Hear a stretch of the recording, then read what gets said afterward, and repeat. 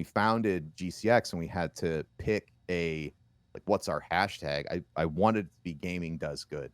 Yeah. Because, one of my personally held beliefs is that like it's very important to show people that you're not just talking words, right? Right. Like you have to show people, give them an example, right? Well, you say gaming's not bad, prove it. Yeah. And now, like 10 years later, we have this opportunity. We can prove it. You can point to Build Against Cancer. You can point to things like, obviously GCX, but like Thankmas and all the things Yogscast. There's just so many locations online now where we can point and say gaming does do good things.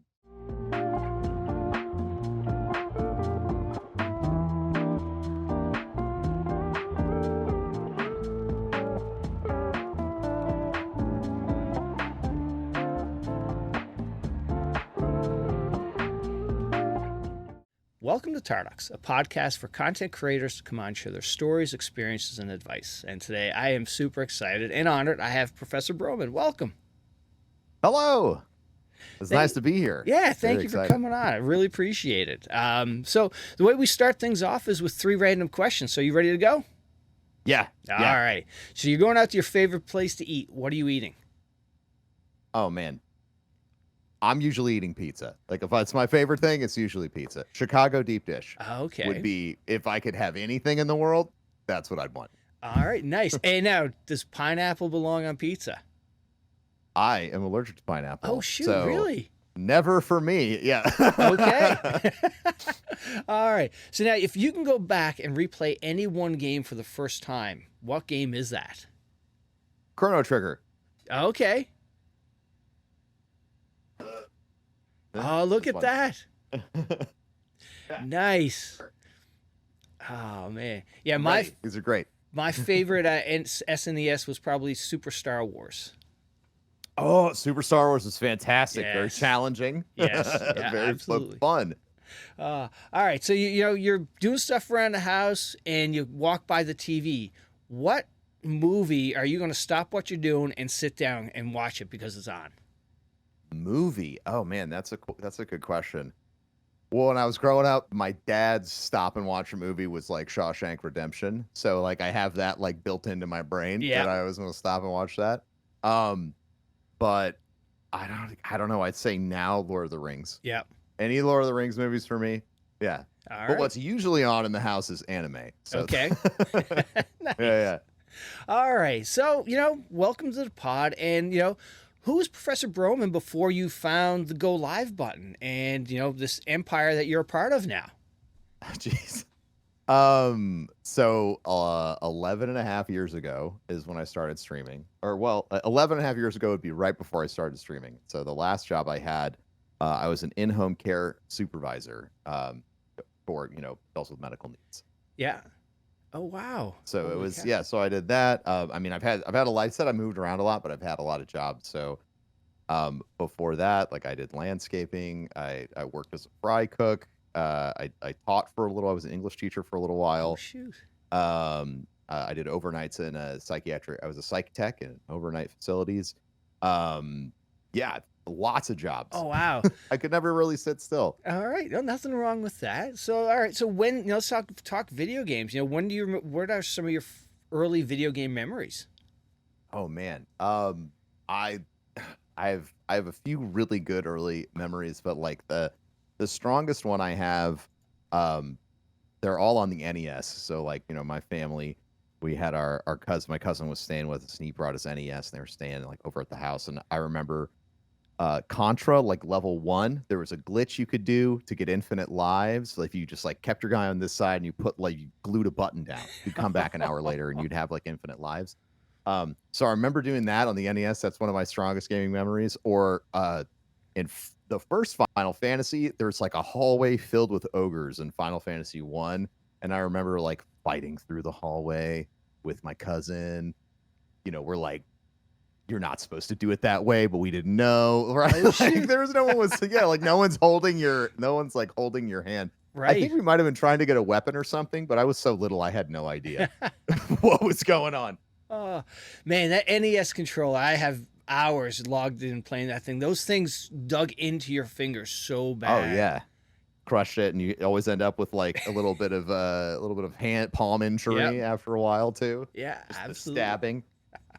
And now, over the years, all the games you've played, what are some of your favorites that stick out?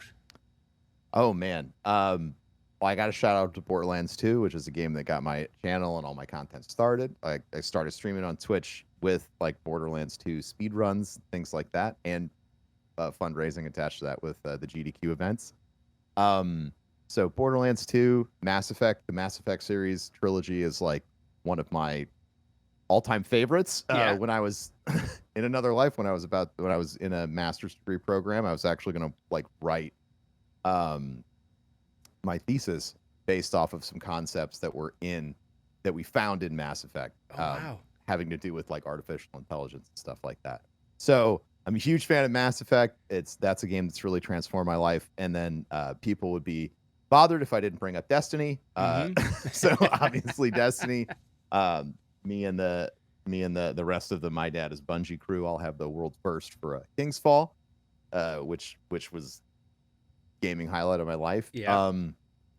But I'd say recently, like a sleeper game that I recommend to everyone is Power Wash Simulator. Okay. Yep.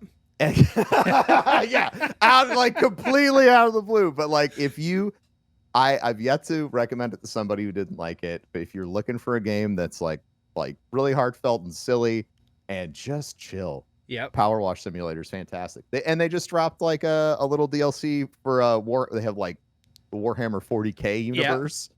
They have like Christmas, Final Fantasy, like anything you could want to clean ever, and it's really fun. Yeah, you're just zenned out. One of my friends, who I've discovered over the years of being, into this Tarkov space, was Veritas, and when he ends last year when he was Tarkoved out, end of the night, fires up Power Wash Simulator, and it's just you just chill out.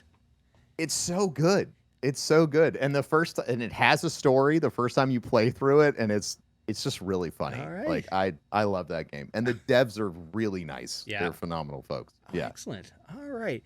So you said you've been streaming for a while. What made you hit that go live button way back when? How detailed of an answer do you want? Let's go. This is your pod. We can go anywhere. Cool. Okay. So there were kind of two things that I noticed that really made me want to start streaming. Like one, me and my siblings all love video games growing up. We were huge fans of like Achievement Hunter and things like that. So me and Sam, my sister, we sat down and we were like, let's make some, like, let's do let's play content, right? Like, so it was just, we had that. And then I discovered Twitch.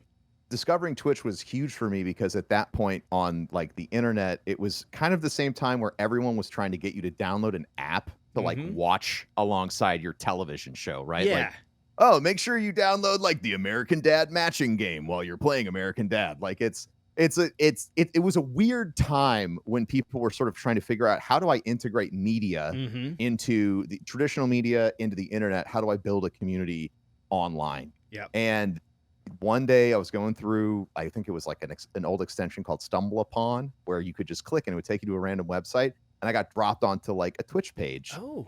And somehow through that, I found a fundraiser for Hurricane Sandy-thon. It was called Hurricane Sandy-thon to benefit the victims of Hurricane Sandy. And it was, and that's so long ago, it might be the wrong hurricane name. So I'm sorry. I lived in Florida for a while. I have like too many hurricane names now. But anyway, they raised like $40,000 over the course of a weekend. And I thought, well, this community, it was a speedrunning event. I was like, this community seems incredible. I started watching a lot of speedrunners, obviously watching the Games Done Quick events. And that's what really inspired me to start hitting the live button. Like all three of those things together, it was like, I can make a difference. I think there's a real opportunity here on Twitch, which is different than YouTube, because back then everyone was like, do YouTube. And Twitch was not like a palatable place back in 2013. Yeah. It wasn't an awesome place to make content. Like the Wild West. It was very Wild West at that point. Like it was. So I credit a lot of my success to getting in really early on Twitch. And when I was kind of part of that generation of streamers on Twitch where it was like all you had to do was show up and be live as much as possible, right? Yeah. Things have changed a lot. But all that aside, that's what got me streaming. Was I saw a really cool opportunity, but the thing that made me pull the trigger was like I can do this awesome fun playing video games, hanging out with my friends online, but I can raise money for charity at the same time. And so that was like my first big goal, was to get involved with charity on Twitch. And I got a chance to do that. I got a chance to be a part of Games Done Quick in 2014.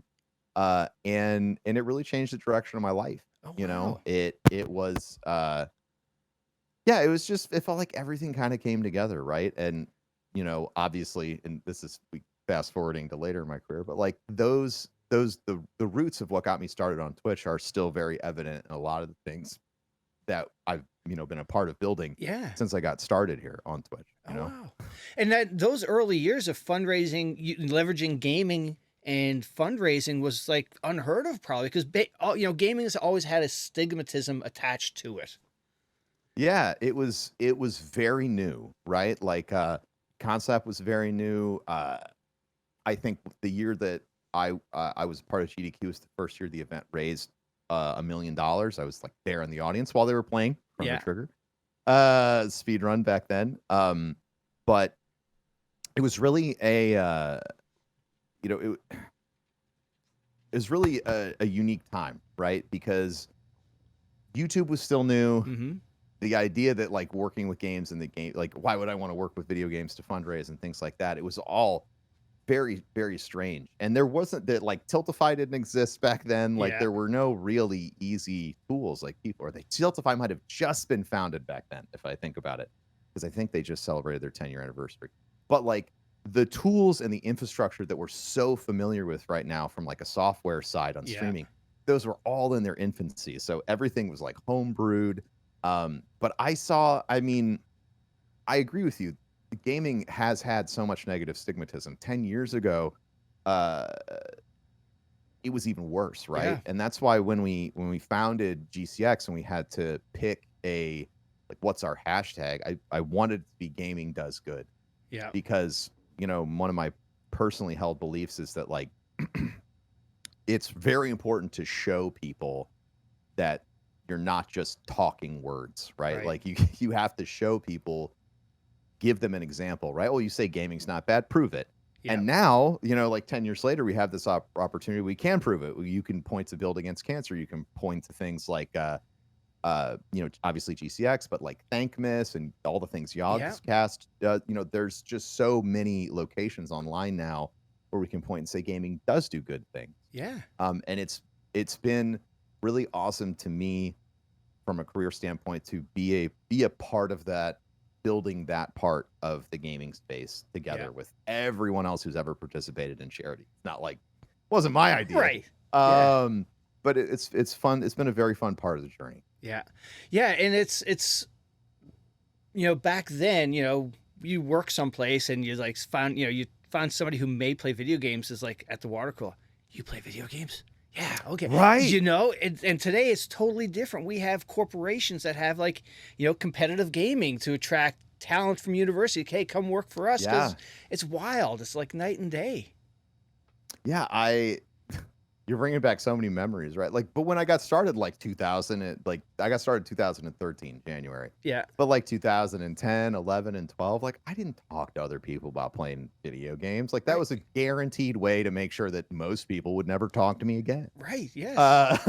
And now, especially like in the jobs that I'm working in the medical field. I'm in academia. Like this was seen as something that was below. Right. Why would you do that instead of read a book? Why would you do that instead of like writing a paper or whatever? Right. Yeah. It was seen as a universal waste of time. Yeah. Which is, hilarious, because I think video games are art. That's the other strongly held belief that I have is I think we should look at them like highly collaborative, artistic pieces of work. Yeah. Which is why some of them are awesome and some of them are dog shit. Yes. That's just, but all of them evoke a response, right? And I think that's what good art does. So yeah, absolutely. And now the other piece with I think part of the reason why the charity and the giving is so huge from the gamer side is because we're all grown up now. We all have real jobs, and Yes. now we who, you know, I don't want to say suffered, but like, you know, in closet gamers, and now we can help and promote, you know, creators like yourselves and Lupo and the others, and, you know, give back to sort of the people. Yeah, it's the as you know, the media has aged up with us, Yes. right? And I think that the internet has given us all an incredible space to gather together, um, and because of that, we've been able to go from this like disorganized network of folks that maybe only see each other at conventions Yeah. to building like lifelong friendships Yep. online. Yeah, It's really incredible. it really is. So now those early streams, what were you know, were you just what was your main game you were streaming at now? Oh man, my early streams were a nightmare. There's just a mess, such a mess. Um, I mean, you know, my primary game stream back then was Borderlands 2. Yeah. It was all about, you know, speed running, and I just really liked it. Like that was my jam. I was very addicted to that experience for a long time, about like a year and a half, 2 years. And now- And then Destiny came out. Yeah. Like that's and I accidentally played something that was close to an MMO, which is very addicting to me, and I was like, okay, like I'm in. And Destiny and Bungie, you know, like Yeah. that all of it's been, you know, looking back on things, this is something that I've been, I guess, been reflecting a lot lately, because I'm like 11 years of doing this is a lot, which I just realized it's been a long time. that, you know, it's a decade and it's gone by like in a blink of an eye. And yeah, you know, it's I've had an incredible journey in content creation so far, from, you know, getting a chance to be from being huge fans of games like Halo, Destiny, and Borderlands, to like getting to work with the developers or do like sponsored work or whatever. Like a crazy fever dream. And it's really incredible. But yeah, like a lot of the games and a lot of what I started off playing, you're making me realize through these awesome questions, is, you know, they've always been there's a through thread in my career with, you know, these games, IPs, and those communities, and the things that have sort of come out on the other end. Yeah. And now, you know, with those early games, did you find when you transitioned from one game to another, your community stayed with you, or did you see a flux? No. No, I've had to rebuild a few times. Yeah. But I think that's you know, I think that's fine, right? Like that, to me, I've spent a lot of time thinking about this. You know, when I stopped speedrunning and I went into Destiny, that was a huge blow. Yeah. Right. Like that could have like ended my career financially. I'd been streaming full time for a little bit then. Mm-hmm. But I always believe in, like, you want to put on the best show. And for me, like, a very reactive person when it comes to entertainment, that's how I like to do things, is I'm very spontaneous. So if I stop enjoying something, I've also got ADHD, right? So once I stop enjoying something, like the dopamine is gone. Yeah. And I can't, you know, so after like 3,000 hours of speedrunning Borderlands 2, I started playing Destiny. I was like, okay, well, this is what I need to do now to have fun. Yeah. And then Destiny was phenomenal, but then things happen, you know, with game, like starting from Destiny 2 to now, there's kind of just been a slow bleed of players from that game, community sentiment constantly shifting back and forth, you know. And for my mental health, around, I would say like the middle of 2020, I was like, I can't produce full-time content all the time on one game anymore. It's too much. So that's when I started doing more variety. That's when I got introduced to, it might have been a little bit sooner than that, but I've been playing Tarkov for a very long time. And Clintus, a fantastic YouTuber and streamer, is the first person who ever got me play the game. No way. Yeah, the first games I ever played was Clintus. And thinking back on it, I think like one of the first missions we ever did was like the Pocket Watch mission, which is still there. Which is still there. And like I was just tagging along, and we showed up and the door was open and the Pocket Watch was still in there, and there were no dead bodies. And Clintus was like freaking out. This is like my third raid ever. And I was like, dude, whatever, like who cares? I also found a GPU in my second raid, so I had no concept of like this amazing shit that was happening all Right. around me. And I often think back to those first memories like, shit, dude. Like you should have captured that. Yeah. But Oh, yeah, like I've had to rebuild in my community a few times. And obviously it's not like everyone leaves, right? The right. people who are really there for more of the community aspect of your stream are always going to stick around. Um, and I think that one of the things that's always kind of hard to gauge though as a broadcaster is how many people is that actually? And that's tough. I feel like that's also one of the tough realities of this space is Yeah. that um you're always going to refine your craft and get better, but your approach, the way that you do things because you're showing up as yourself to make your best content, like there's a limit on that. Yes. I am not like I'm not for everybody, Right. right? I don't think any content creator is really making content that's for everybody. And so that's I guess another thing um that I think about a lot is you know sh- how do I put this? We have we kind of always have the opportunity when we're making content to like push it a little bit or maybe do something a little like that's inauthentic or Yeah. disingenuous or things like that. It never goes well, right? Right. I think I did an experiment and I know I might be rambling, but this No, that's but I did this. an It's all good. yeah, I did a content experiment where I basically sat down, I looked at like all the numbers and I was like for 6 months I'm going to do everything that is like numerically guided by my channel, right? I'm going to play this game. I'm going to start at this time, this, that, the other, Yep. right? And I was fucking miserable. Oh. I was miserable. Because I was, I felt like I was in a box, Yep. right? And I'm not saying, and again, some people are gonna be like, this guy just said, don't do a schedule. No, when and some people like this is great. By the way, you can still do this if you want. Like you can go sit there, look down, pull all the numbers for all the games, find out when the best time to start is, best time to get offline, best time you can do all that. You can create content and live your content life according to the algorithm. Yeah. If you want. And for some people it's a great fit. For me, it was awful. I bet. I hated it. Yeah. Yeah, waking like, one of the reasons I started doing this was because I hate having a boss. Mm-hmm. And then suddenly I had this other boss and it was this like made up experiment and I didn't really like it. Right. So I learned a lot through that. And my encouragement is always like if you're a content creator, try new stuff. Don't be afraid to get rid of things that don't work, but also don't be afraid to get rid of things that make you feel like shit. Mm-hmm. If you're playing a game or if you have someone in your community or a chatter or whatever, if anything is making you feel like shit, just get rid of it. Yeah.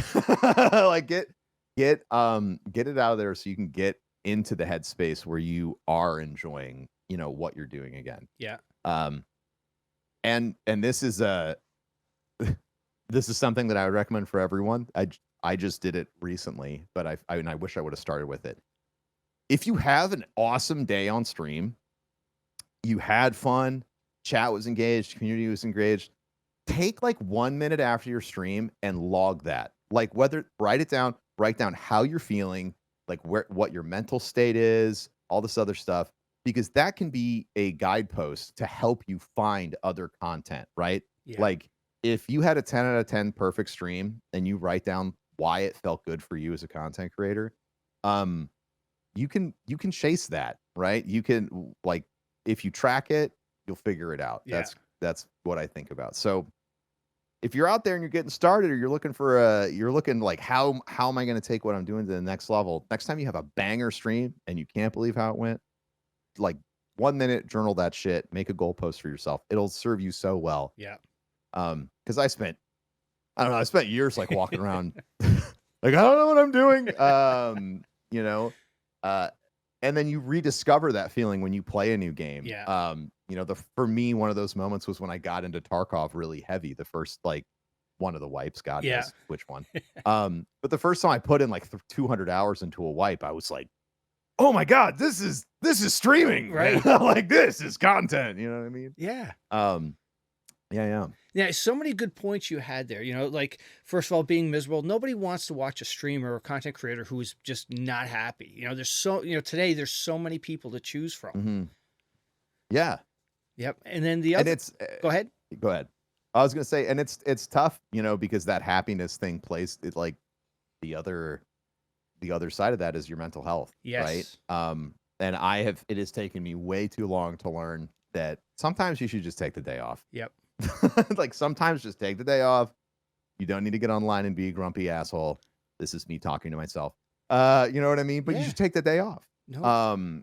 Let yourself recover and let yourself get back into a headspace where you feel like entertaining. Yeah.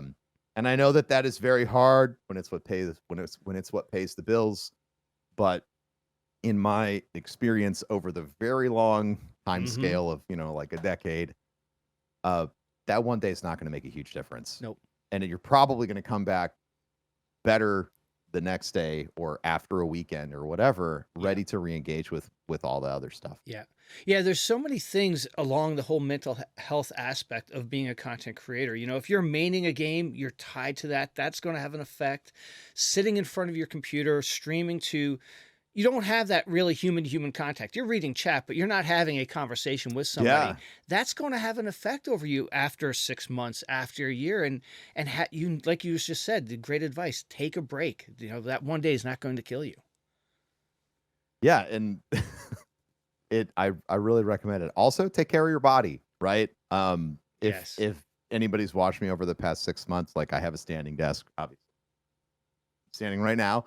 But I also got like an under desk treadmill that I've been using, right? Yeah. And I've worked out like my whole life. Exercise is fun, something I enjoy doing. But man, I tell you what, it wasn't until I got that thing that I felt like, oh wow, I'm like actually making a difference with my like stiff hips and all of these, you know, all the machinery that gets messed up from sitting. Cause it doesn't matter, you know, like it didn't matter when I could deadlift 500 pounds. I still have back pain after after streaming for 8 hours.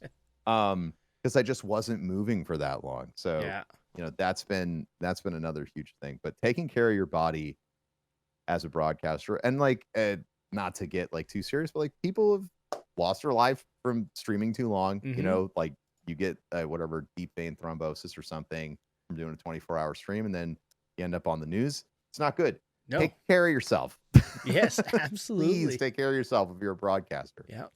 And now, you know, since you first went live, when did you know you could take this full time? Was it just a gradual increase in viewership, or was there a couple of events along the way that like, wow, okay, that was a game changer? Yeah. So this is going to be a painful economic lesson to talk through for all of us, but here's how I knew I could go full time. And I'm sorry that life is more expensive for all of us, but here we go. So like back when I got started, I was living when I started going full time, I was living in Fort Wayne, Indiana. My rent was $600 a month for a 2-bedroom apartment. Back in the day. So it was like 600 for that. It might have been 650, and then like my internet was 50, and like basically like my grand total of bills was like $900 a month. And I was like, if I can make $900 a month streaming, I'm set. Yeah. Obviously, taxes were involved, right? But it felt like a very reasonable number when I sat down to look at it for the first time, because I was averaging 100 to 200 concurrent viewers a day. So I was like, okay, like, you know, we can get our sub numbers to that. Let's see what happens. And then that worked out. You know, I kind of jumped in with both feet. I was in a previous relationship at the time where we had both just kind of gone through college together. I had helped put them through college, and they had started working full time, my ex, and so it was kind of the first opportunity for me to jump into a project with both feet. Now that they were doing their, you know, what they wanted to do with their life, so I was like, give me 6 months to give this a shot, and then it worked out, which is very, very exciting. And so since then, I've been streaming full time since I guess probably like say like January, February 2014. Yeah. Wow. And now over that whole time, sort of, you know, I'm sure there's been stages along the way, but you know, what are some of the harder things today, you know, that make you like, okay, I got to gear up. I'm ready to go live. Oh man. For me, it's just remembering everything that I have to do now, right? Like when I got started, it was very much like you only really I didn't have a Twitter account. I didn't have Twitter for like a year and a half, 2 years. I hated that platform. I still hate it. Yeah. Sorry if you're watching this on Twitter, but like we all agree, you are watching this video in the middle of a giant dumpster fire. Yep. But you know, it took me forever to get a Twitter account. I didn't like social media. So all of that stuff's really tough for me because it doesn't feel I've found ways to make it organic now, but it's taken a very long time. Yeah. Or to make it feel organic to me. I used to pump out content like a machine. I was you know, I think my first 3 years of streaming, I was live every single day, Monday through Friday for 12 hours a day. Wow. And and then very active on Twitter. Yeah. You know, and I kept that up for a really long time. But now that there are so many directions you need to send your content, that's really hard for me. That's the stuff that I find hard to manage. So I've built it into my intro to the stream routine as I sit there and we go through yesterday's clips with chat and I'm like, okay, this is going up. Nice. This is going up. And for me, the aspect that I like about streaming is being live. Yeah. So if I can take some of my pre-work or take some of my like distribution work that I have to do for content and just like do it with chat there, it makes it suck less for me. Absolutely. You know, and then everyone gets to see how the sausage is made, right? Like there's no secrets to how I like to make my content. And I love doing that process in front of people because it shows me, you know, you'll have the guy in chat that's like, did you know there's a shortcut for this? And you're like, you just saved me 5 minutes. Yeah, you know, so I've gotten much more efficient because you have the hive mind there helping you out. Absolutely. But I'd say distribution's probably the hardest part for me. Yeah. It's never too tough for me to gear up to go live unless you know, unless I'm having a really rough day. Yeah. In which case I'm like, I got this. I got this. And then I'll just try it, you know, and get on and just do some stupid shit to get it out of my system. Tarkov's great for that. You know, you can do, you're like, all right, whatever, like factory runs with a pistol until I kill 5 players, right? Like it's good. And you know you're gonna fail, but everyone's, you know, it's a good time. Yep. And people love watching your misery playing Tarkov sometimes. Yeah, I'd rather be miserable playing a video game than miserable you know, in real life. Yeah, absolutely.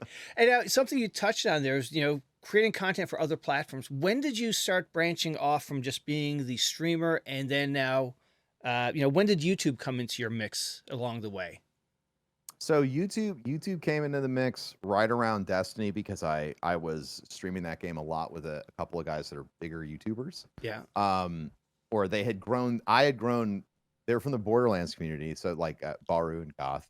But you know, when we got started together, we were streaming Destiny. They had made a lot of content on YouTube. I really hadn't made much at all. Yeah. So we. You know, we started, they were like, no, you should really try it. Like just upload random shit. And I started doing that. That went okay. And I got up to, I think I have like 200,000 subscribers on YouTube, but it's like a very under-leveraged channel because I grew that all from Destiny 1. Right. And then I wasn't as interested in making content. Well, a lot of pressures on my time changed when Destiny 2 came out because that was when we were launching a lot of our businesses. Yeah. So I didn't really care so much to make YouTube content anymore. And that was also like right around the time where I was like, I can't just constantly talk about one thing anymore. It's driving me insane. Yes. I felt that feeling and I remembered it from the speedrunning times. I was like, oh no, the change is happening. Like, like, what am I going to do now? Yeah. Oh man, I am like reliving a lot with you right now. That's okay. Awesome. This is a session, you know. Maybe you know. This is my favorite. It's like my therapy session right exactly. now. That was fun. And now, you know, looking back over the years, the many successes you've had, you know, what are some of the ones that just, you know, hit you in the feels? That like, wow, that was a good one. The first charity marathon we ever did for GCX, which all the way back then, I think it was like Destiny Community Con. First year we raised like $500,000, which, you know, the team that was putting it together, I was like, I think we can do $500,000. And everyone else was like, you're insane. And I said, bet. But we did. We set the goal for 100,000. I think raising 500 was amazing. Yeah. That year I got to close the marathon. We raised like $120,000 in 4 hours. It was really astonishing. Wow. And then the year after that, we raised $1 million. Yeah. And that really cemented for me that what we were doing was, it needed to be there. Yeah. You know, it was something that was obviously very helpful to the charity that we were working with. That first year we were working with St. Jude, I just stole their PayPal link from their front page and put it into Streamlabs. No way. Yeah, after I found out that the alert system just flags you going through it, Yeah. and you could put any PayPal address in it, I was like, perfect. So you're telling me I get an alert and everybody gets a receipt from the charity.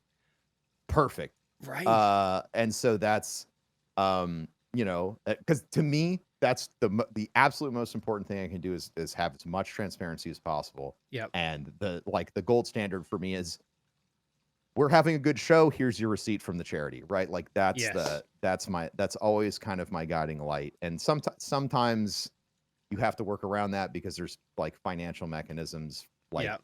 let's say getting the ad or sub revenue from the GCX channel over to St. Jude requires an intermediary entity. Yeah. And stuff like that. Really complicated and fun, right? But you know, that first year, and obviously ever since then, the fact that we've been able to have people donate directly to St. Jude makes such a huge difference to me. And that was some of my most special memories with that. Obviously, Kingsfall World First was incredible. Now, what is that? And then, pardon my. So yeah, no, that's fine. So if you don't know about my past content creation and you're not a huge fan of Destiny, Destiny has, we'll say every half a year they release capstone content that's called a raid. So think about like World of Warcraft MMO raid, but 6-party first player FPS, right? Like 6 people, Yes. FPS raid. So Kingsfall was the first huge expansion in Destiny 1 where we meet like the big bad evil guy Oryx, and is arguably to this date one of everyone's favorite raid. It's always in their top 3. And we got world first. It took 9 hours. We were like neck and neck with another team. They actually got to the final stand with the boss before we did, but then they wiped that mechanic. It was like a huge, but we were leading the race the whole time up to then. Yeah. It's really fun. So yeah, and because of that, Bungie gives out these things. That's awesome. You get a title, so it's got my name. It says Kingsfall, Yeah. Professor Bowman, 2015. But yeah, like that was a huge moment. That was a huge moment, and for me and our team, and honestly, like all of the world first rating that we did was great. We have multiple top 10 finishes, which is awesome, but that one was the most special. Oh, nice. To me. Yeah. And now, you know, those early years of charity raising, you know, for St. Jude, you must have started turning heads, you know, bringing in attention from people outside the gaming space. Like, okay, this is something real. And now, you know, what grew out of that? You know, so yeah, like the charity fundraising got started, and we still sort of operate the way that we have in the past, just with a lot more production value of, you know, I got started because of charity and, you know, the speedrunning community. They take everybody and they bring them all to a hotel, and you get the incredible energy from the GDQ event, right? Yeah. But there's a prohibitive factor in that. Is like everybody has to pay to get there. And I thought, well, how could we organize and arrange things so that everybody's kind of going in remote to fundraise for this? So that first few years, you know, we set that up so that anyone could participate. All we need for fundraising is someone to be like, yes, I'm interested, and to give 4 hours of their time. Yeah. Ultimately. And yeah, I think it turned a lot of heads when we got started. I don't know at this point where a lot of ideas that have become practical standards in the space for charitable fundraising, but I know that we were part of building that foundation for the space, and it feels really good. You know, we've gotten a chance to be on the local news here. We've obviously gotten lots of gaming coverage as well. Yeah. But we're hoping going into this year's event to do some stuff that will get a lot more coverage. So Nice. we'll see. Yeah. Excellent. But ultimately, the the story or the thing that turned heads about this, the the press that I care about are the people who they tune in and they donate, but they take the real the passionate heart of the message that we do at GCX is gaming does good. Yeah. And they when I hear, stories from my chat or other people's chat who say, you know, I tell my grandparents about GCX around like last year around Christmas, and they couldn't believe that all these people are doing this great work, and it's really changed their opinion about like the space, like what gaming can do, what does it represent. And so that's been huge for me. And also, I don't know, I I can hear Kevin, who's one of the co-founders of the event, in my ear right now. I don't know if I said this at the onset, but I'm the charity founder at GCX. So the charity side of the event, I ran that by myself for the first 5 years, and then we brought on Samantha Lupo to be our incredible charity director going forward from then till now. So now it's a team effort. But yeah, like it was in the beginning, it was very much a passion project that involved me DMing hundreds of content creators and managing a schedule with a whole bunch of numbers and letters, which is like not the job I should have because I have dyslexia, but we made it through. We made it through. And I always think I think back and I'm like, how the fuck did you do that? And I'm always so gracious because I can't even imagine how many typos and date changes that I got wrong in the beginning. But everybody put up with that and getting together to to get together to do a great thing for the kids. And I always think about how it's, don't be afraid to go for it. There's a lot of reasons why I probably shouldn't have tried to put that together the first year. Yeah. This, like my learning disabilities being part of it. But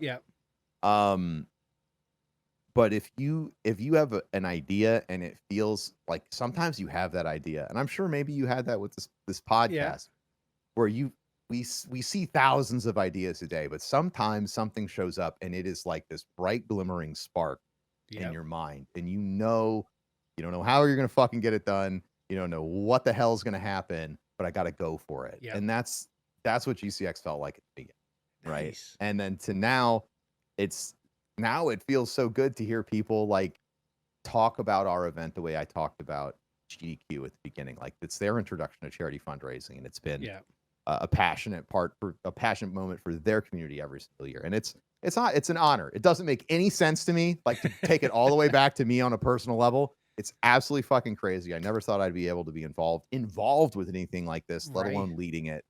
And I'm honored, incredibly honored every year by all the people who come out, donate, and participate in our event. And obviously our partners at St. Jude. We're incredibly grateful for our partners at St. Jude who do the good work and help us make it happen every year. Excellent. And thank you for doing this, because it is, it's helping those kids, and that's the most important thing.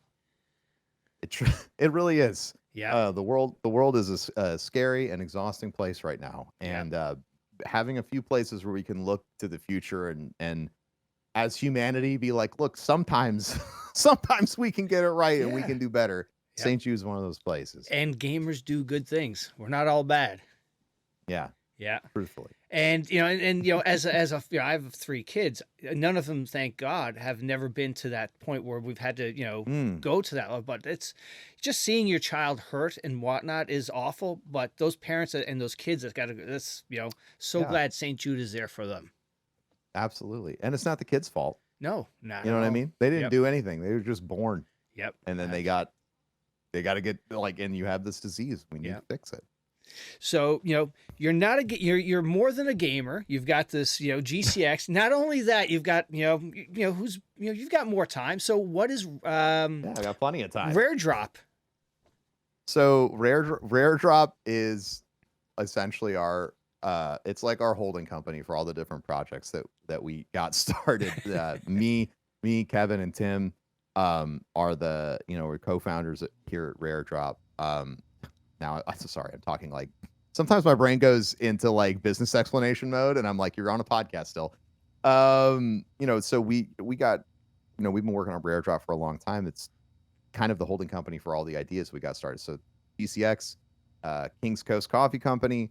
You know, we have we're also advisors for FennixDown, which is a talent management agency, my talent management agency as well. You know, and we do, you know, consulting for both nonprofit and for-profit companies that are looking to get involved in the gaming space. So, and we've had the honor of working with some incredible charitable causes outside of St. Jude. You know, and that's something that I've really appreciated, is that we've been able to take what we learn and kind of share it. So we've been able to work with, you know, Princess Margaret Cancer Foundation as #1 cancer foundation up in Canada. So we have an opportunity to work with people like that, and really cutting edge charities like New Story, who 3D print houses for people after disasters and things like that. Like, so instead of dealing with you know, refugee tents that are going to blow away, right? You have actual housing that can be propped up quickly and then used long term. You know, plumb, electricity, all that stuff. So we've really had a great we've just had so many incredible partners to work with them. But yeah, Raredrop is slowly becoming this like little conglomerate corporation of a whole bunch of these little things that we're attached to. Yeah. And speaking of one of them that you're attached to, you just mentioned it, was the King's Coast Coffee. What's the story about King's Coast Coffee? Oh man. So man, I feel like it's been long enough. We always make the joke on stream, but like, we founded King's Coast Coffee out of spite. We had some bad experiences with another company in the space, and we were like, you know, that was rough. And then Kevin reached out to our other co-founders at King's Coast, Pete and Wayne, who are his longtime friends from Long Island, New York, and was like, "You think we could like do coffee?" Because Wayne had been, he's been still a chef. Once you're a chef, you're always a chef. He was a chef for like a decade and a half in New York food. You know, and Pete and Wayne and Kevin have always been like doing little businesses their whole lives. I say little. They've been doing business, all these different types of businesses their whole life. Yeah. And they were like, "Yeah, we can do it." So, you know, we got started. You know, like that week, Wayne was like ordering and sampling coffee, and we really not nailed down like the first 4 roasts that we wanted to release. Yeah. You know, and then we launched that. Jesus Christ, like 6 years ago. Holy cow. On my birthday. So that was so King's Coast has been an incredible journey. It's been really fun. Yeah. You know, and to go from a tiny roaster in Wayne's garage to like having our own roastery right now has been awesome. And you know, we're in the process of, you know, getting some investment into the company, but we're looking to expand that footprint that we have when it comes to the cafe spaces. So that's very exciting. Yeah. All things I never thought I'd get involved with when I started streaming. Like it's just totally other side of the planet. Right, absolutely. Logistically, which is why I'm so thankful that we have like Pete and Wayne. Yeah. And their incredible expertise, super focused on King's Coast. And now, what is unique about King's Coast? If somebody's like, you know, looking to buy some coffee, try something new out, why, you know, what about King's Coast? So we got started because all of us have enjoyed coffee, but you know, basically there was no fresh coffee out in like North Tampa where we were staying at. It's changed now. Maybe it's changed now. I'm just saying that so nobody does like comes in the comments later and think I'm actually in Tampa and the best coffee shops, whatever. But the coffee shops out there didn't have good stuff, right? And I worked in a coffee shop. Everyone appreciates good coffee. If you've had an opportunity to go to like a third wave coffee shop, which is like the kind of coffee shops that were coming out after Starbucks, where the people are, you know, they're roasting it on site. You know, you're getting everything at the peak experience, right? And it is a different product then, right? It tastes better. It has all of the, you know, unique flavor notes you'd expect from like a wine. You can really have like that discussion. So we wanted to bring that experience to people's doorsteps, and so we figured out how to do that. Which is that we roast to order, right? So whenever you get a bag of coffee from us, we only have like 2 primary shipping days a week, which bothers some people, but like you know, you're getting the coffee 48 hours after it's been roasted, right? Like it is at the peak of its value. Like if you are a coffee connoisseur, like you're getting it at the right time. And we feel like that's been the big difference maker. at the beginning, that was what we were aiming to do. And now that we've had all this experience, Wayne, who I will always rave, has an incredible palate. He tastes stuff in food that you don't know is there until he tells you, and you're like, oh yeah, I taste that. So he's gone through so many different types of beans, and they really, like, we had the opportunity to get really granular with how we shop for stuff. Obviously, we're always trying to, we're always going with fair trade. We're going with small, like, we prefer farmer owned, all that stuff, right? Yeah. So we try to be really proactive about where we're purchasing from as well. So that's what King's Coast is. It's a peak coffee experience delivered to your door from the best growing regions on the planet. And I know a lot of people say that, which is why I always fall back to, do they have a professional chef designing the flavor profile of everything, and Wayne has been the guy. He's sat there and roasted everything from day one. And we're just now starting to get him some more help when it comes to the roasting side of things. But yeah, like that's our pitch. If you want the best tasting coffee you've ever had, we've probably got it in our lineup somewhere. Excellent. All right. And now another one of those businesses is FennixDown. I think you mentioned. So what is FennixDown? FennixDown is a talent management company. So that's headed up by the CEO of our CEO, Janessa. She's a veteran of the, I want to say community management, because I'm always talking about community management, talent management space. She came, she was part of another company that sort of fell apart in the middle of 2020. And we worked with her and some other individuals from that company that wanted to get the talent management side of gaming right. And this isn't me like coming out here trying to like throw shade at other companies. Right. Everybody has their own approach, and I understand business is business, and a lot of people love to operate that way. But what I really like about Janessa and the entire team at FennixDown is that because they've sort of been through some of the really rough times in the industry, they understand how important maintaining great relationships with not just the broadcasters and influencers, but the companies that you work with as well. And it's, I love working with FennixDown. Their ethos, and this is something where we just sort of help them get started, and we do a little bit of advisement.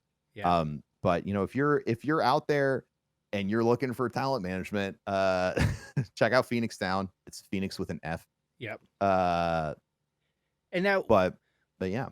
What do what makes a good FennixDown content creator? Are there certain things you guys are looking for, or are you just like, that person has something? I mean, I think, I don't want to speak out of turn, but like, authentic with an engaged community is what matters more than anything else. I think especially now with the way the influencer or content creator environment exists, you can have individuals that don't pack the numbers game, but they'll sell 10,000 computers, right? Like they'll sell one computer to every single follower they have on TikTok, right? So one of the things that I love about FennixDown is that there's definitely an intense focus on like, how does this individual engage with their community? And I love how forward thinking everyone is there. The coolest moment I've had since FennixDown, we helped co-found FennixDown, or we helped get them started, was I was scrolling through TikTok, and there's a guy who does news, gaming news on TikTok, RapidReacts. And I was like, oh man, this guy's cool. I'm going to follow him. I follow him, and I swipe over to his page, and he has an @FennixDown address for his management. And I was like, I like immediately messaged. I was like, Janessa, what? Like this guy, so, and I think he's got millions of followers now, but it's just, they're forward thinking. And I think as the gaming space has taken a hard transition from just gaming to gaming and lifestyle, or it's gaming and whatever else you do, right? Like it is gaming and podcasting, gaming and sports, gaming and fitness, gaming and food, gaming and travel, like so many different things. And so I think the team there does a great job finding people from all sorts of different verticals to bring together to make it great. Excellent. And now a couple of names have been, sort of dropped along the way. We've had Kevin Murray, and then Kevin Murray, and then Tim, who's Darkness. How did you guys, get together? How do we all meet? So, we when we originally started Raredrop, we had another partner, Corey Michael, or King Gothalion, and no way, he was Oh shoot. Okay, Yeah, another yeah. name that's familiar. Yeah, and I think how everything got started was one day Kevin went to Disney, and he was watching Corey at that time as a viewer, and Pete texted Kevin, "Hey, Corey's at Disney," and they connected, and they had a beer at Disney, and things kind of grew from there. Oh wow. And we brought Tim in because he's here in local, and he really kind of fit the uh just like when you're building a company, right? You want to have people that are really great at certain skill sets, right? Right. I'm not the best person in networking is a great example, Yeah. right? Like talking all day stresses me out. Maintaining relationships is hard for me because I get distracted. But you have someone like Tim who is like one of the most personable, incredible people on the planet, who loves doing networking, things like that. So we saw Tim had the sort of the same passion and long-term views that we had about like how are we going to approach building companies in the gaming space? Like, what does retiring from all of this look like? I've known Tim and Kevin for so long. I just feel like I've known them ever since I was 5, even though that's not true. It's been an incredible journey for sure. This is fantastic because Tim was on a few weeks ago, and now through Tim, I'm going to be on their Star Wars Scotch podcast. Star Wars and Scotch, yeah. And then Kevin's coming on, and now I have you, Ryan. This is just it's so neat how everybody's sort of like connected along the way. One of the things that I like about being at, I guess, this stage of having made content and start all these businesses at this point is that like, you get to pick how you like introduce yourself, and you don't all like, I used to have when I was young and brash, but I was like, how do you not know everything that I do? But like, when you do so much shit, it's hard for me to keep track of it. Like, and it's to me, it really shows like how everybody says the gaming space is really small. Yeah. But it doesn't take very long, especially after you start making content. Like you'll know or meet everybody eventually. Yeah. If you stick at if you stick at this for like 10 years, you're going to be hard pressed to if you're not out there, if you're doing stuff, not cross paths with everybody, not have like bumped somebody. You're like, oh yeah, I've met that guy once or twice. Like my thing for that is like Mr. Beast follows me on Twitter. Yeah. Why? Because we were doing some GCX thing. And I forget how he was involved with one of the blocks. He was like thinking about donating, and so I followed me back so we could like talk about that. Yeah. And now he's Mr. Beast. But like, you know what I mean? Like, even I have a really weird, makes no sense connection like that. Yeah. Because the space for content creation and gaming is small. Yeah. And let me, since I said that out loud, I always like to go check to make sure it's still true. Because someone's gonna be like, you said this shit. But nah. No, yep, still true. Okay. All right, there we go. All right. Woo. All right. But that's the thing. That's the other thing is you don't ever really know when you're meeting people where they're going to be in 5 to 10 years, right? Like my favorite example with this is like Dr. Lupo.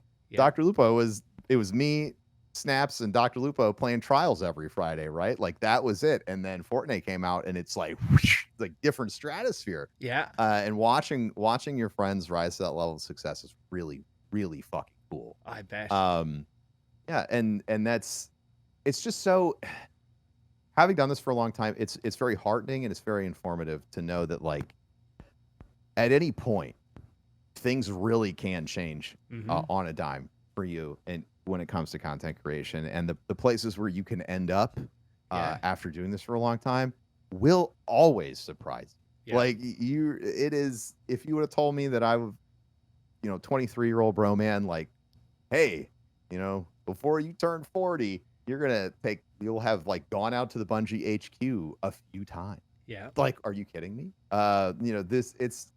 It's a great career to have. It is just, there's a lot to manage what comes with it. You know what I mean? Yeah, absolutely. And for somebody who's done it as long as you, something that I've noticed or I pick up on is the fact if you step into space, you don't have, especially more so for people in the States, you don't have healthcare, you don't have vacation, you don't have sick days.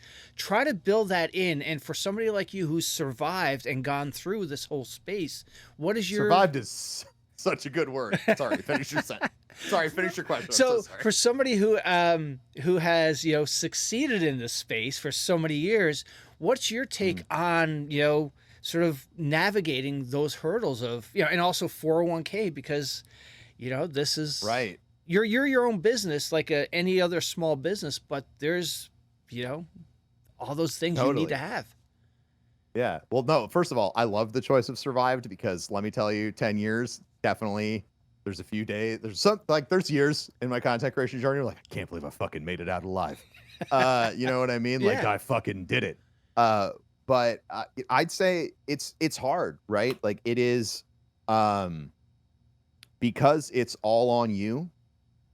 You decide. Yeah. And I think that in the beginning, for me, I was like, fuck it.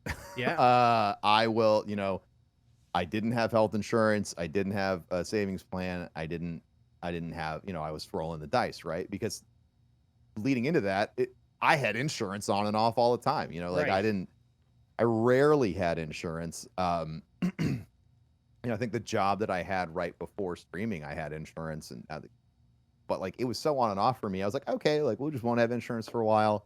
We won't set up, you know, retirement plans or worry about taxes, Yeah. any of that stuff. It's hard. I think that, especially now, there are so many more resources than there were in the past, and also, like, there's just shit that used to happen that, like, everyone had to deal with. It was just par for the course. Like, Yeah. 2014, 15, and 16, I think Twitch and PayPal would both send, this is going to get really nerdy, a 1099-K form to the IRS. But the IRS, even if those incomes were, like, overlapping, like, no, the money came into PayPal, and I put, like, came in from Twitch to PayPal, and then I put it in my account. I didn't get paid the same amount of money twice. Right. Well, the IRS doesn't know that. Oh, shit. So, like, you know, like, 2 or 3 years, every time I filed taxes, it also involved, like, 2 or 3 months of being on the phone with the IRS, proving to them that I didn't make double my income. Right. And that it was not appropriate to tax me almost my entire income. You know, so, like, there's just so much, there was so much back then that was hard. Yeah. I guess my advice now is, if you're getting started, the environment's so different than what I did back then. And a lot of the up and coming streamers right now, people who are huge and growing audiences, they're like, you know, they stream like 4 hours a day max, and then everything else is about, like, matching that energy that you can hold for 4 hours and then putting that content out. And I think that that's a great, like, hearing that from like the up and coming class of creators right now makes a lot of sense. It feels like it crystallizes, like, the practice back in the day was always stream. Are you streaming? You should be. Why aren't you? But now it's like, did you stream more than 4 hours today? Have you made all your short form content? You know, because the discovery mechanisms are different. Yeah. So I'd say now, my advice would be, prioritize your health. Yeah. It's the most important thing. I know that it seems easy to, like, just keep track of what you're doing. I think is, like, I'm a huge fan of that, because it's hard for me to plan. But if I track stuff and I go, like, oh, damn, I did like 4 24-hour streams last month, I shouldn't ever do that the rest of this quarter, right? Like, just keep track of how much time you're spending content creating and things like that, and make sure you give yourself breaks. Yeah. Got a lot more tools now to give yourself breaks. You can schedule all your content out for a week, all that stuff. Take breaks, save for taxes. Yes. Even if it's just, like, I know that every tax accountant out here is going to be, this is a woefully low number, but, like, look, save 20% of your income for taxes, right? Yeah. I'm from growing up poor town. I like the rest. I might need the rest of that money. I don't know. Right. You know, and I know that it's, like, probably, like, supposed to be like 30% or, like, whatever. I'm not a tax professional, but putting away something will make a huge difference. So that way you don't end up, you know, having to do a subathon every January to pay the government. You know, or, like, hoping that sponsored contract comes in. Right. You know, so I'd say save a little bit of money for taxes. Make sure you get insurance. That's, you know, it's not affordable in the United States. But it's worth it. You're worth taking care of. Yeah. And then I'd say when it comes to long-term goals, the second you start experiencing success, start making an exit plan. I know that sounds insane and it sounds too forward thinking, but Raredrop and everything that we've built has taken 6 or 7 years to get to the place where it is right now. And I understand that we also had to shepherd those companies through a pandemic, which changed their long-term trajectory a little bit. But you know, it's going to take whatever you're building, it's going to take 4 or 5 years for it to become a sustainable secondary source of income. So like whatever you're looking at, once you find success in content creation, immediately start looking at other things that you're passionate about, because that when you have the heat, right? Like when you got the heat, you can do a lot with it. So use those moments to set yourself up for some future success. Yeah. So, but you know, you bring up another good point is on the insurance side of things. Do you think at some point, you know, Twitch or the YouTube or talent agents, the talent management companies should offer or have a buy-in for some of these, you know, sort of like maybe mid to upper tier creators to buy into insurance?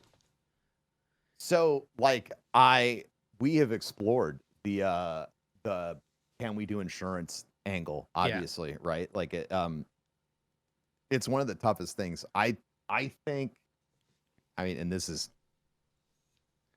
wading into economics, but I think that we're starting to see, Amazon's a great example of like mega corporations beginning to challenge the health insurance infrastructure here in the US by saying, if I can provide 85% of your necessary services for $100 a year, why would you buy anything else, right? So Amazon's kind of rolling out some health plans. We're seeing, I forget the name of Mark Cuban's company that's doing insurance, or doing prescriptions. But like, I think that marketplace is kind of starting to get challenged, and my hope is that streamers and independent contractors everywhere will be able to benefit from those changes. And get that 85% coverage. Now, for me, that doesn't cut it, right? I have, along with, you know, some learning disabilities, I have Crohn's disease, so I have like a chronic condition that I have to make sure, you know, I can't just tank a $50,000 hospital bill. But I think for most people, you can go around, you can shop, you can find some insurance options that are going to get you well covered. That being said, I would love to see some sort of general restructuring, as so many people are moving towards gig work or contract work. You know, I think that especially now that work from home is different, we're seeing all the layoffs in the gaming space. And maybe this is me being a little bit too much of a futurist, but like, it feels like the world is setting up to look a little bit like Cyberpunk, where everybody's just going to constantly be running contracts and you're going to be your own bank. You know, you're going to be in charge of, not in the set, like, you're going to dictate where your money goes more than where your employer is. And so like because there's so many people that are in that camp, I think that we're going to start seeing more companies move to meet that need. Because I think there's a lot of money to be made there, obviously, that's what capitalism's favorite thing is. But hopefully, you know, hopefully that's going to get insurance rates for individuals who are contractors down.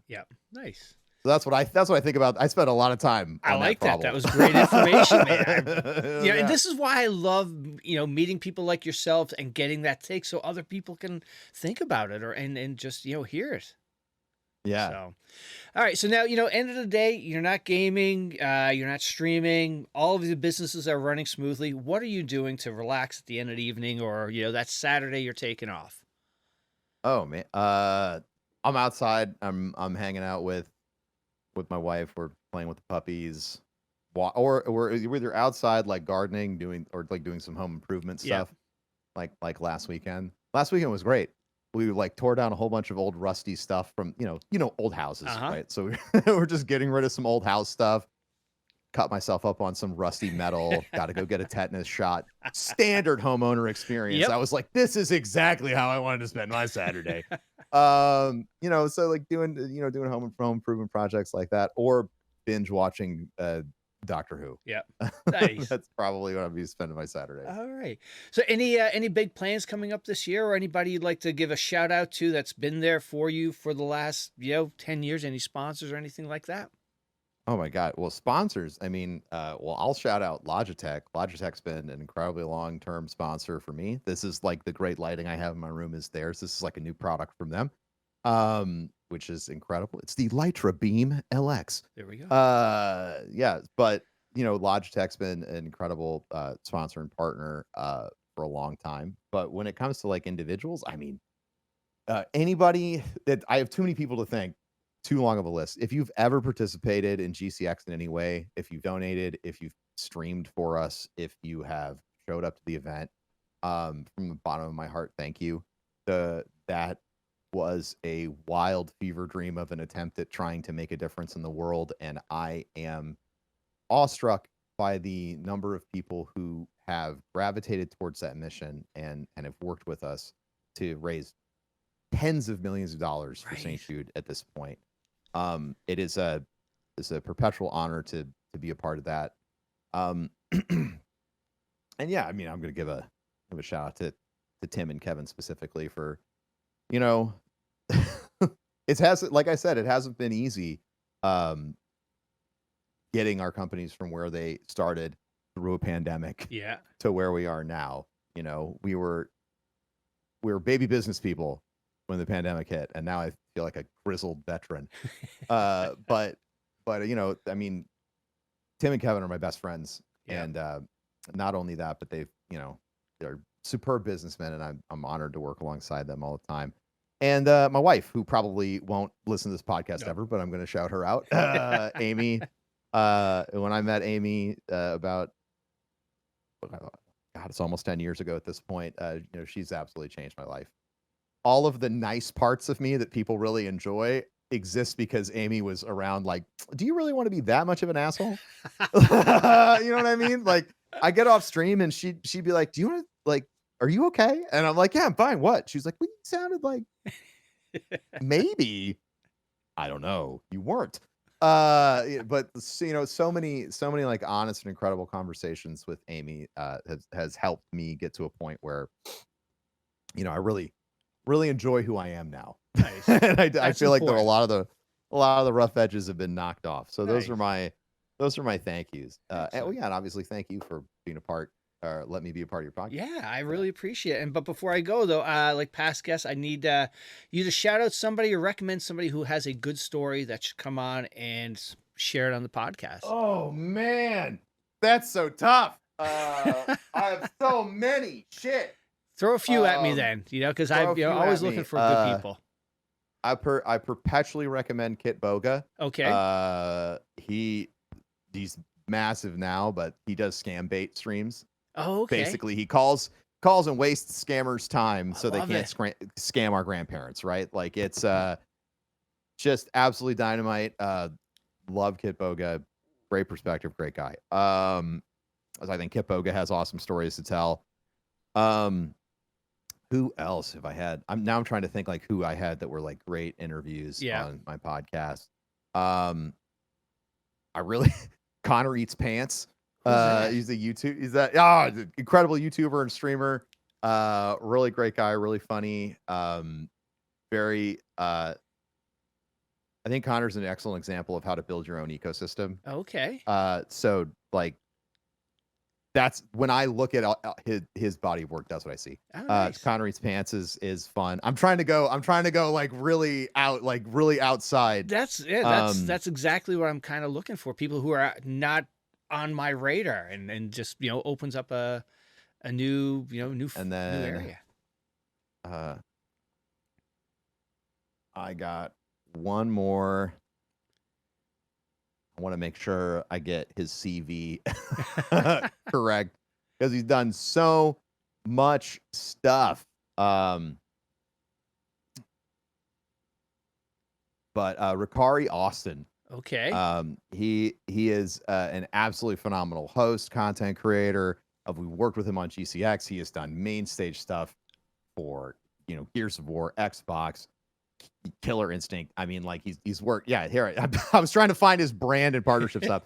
He's worked with everybody: Humble Bundle, Xbox, IGN, Verizon Media, Haven Media, Twitch, jeepers. Astro, PLG, NBA Top Shop, High Res, Microsoft. He is one of the most dynamic and fun individuals that I have worked with. Highly recommend him. All right. And then one more, Big Cheese. Okay. If you ever get a chance, he is an incredible content creator. He's been doing this for longer than me. Oh, really? Okay. Yeah, longer than me. And he's one of the first guests he was the first guest I ever had on my old podcast. And I think he has an incredible story and perspective when it comes to content creation and life. Perfect. So those are my 4 recommendations for you. All right. Well, we may get you to twist some arms and we'll go from there. And Ben, man, thank you so much. It was a wonderful to meet you, and thank you for your time and a fantastic story. Oh man, it was really good.